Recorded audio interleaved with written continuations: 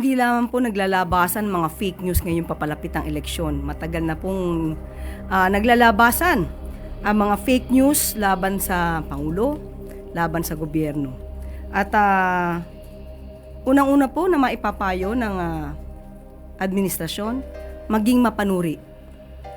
Unang-una po ay maging mapagmatsyag at huwag niyo pong ibenta ang inyong dignidad. Huwag ibenta ang bansa sa ibang mga bansa na maaaring may interes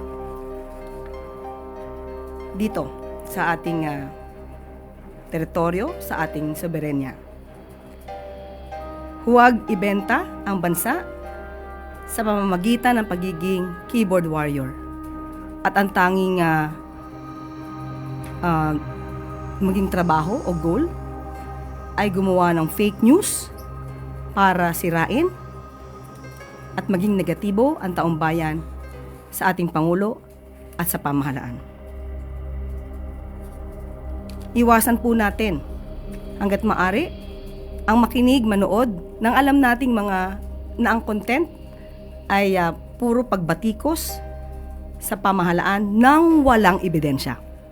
Maaari pong bumatikos, maaari pong punuhin ang ating pamahalaan hanggat may ebidensya. Hindi po yan isinasara ang pinto.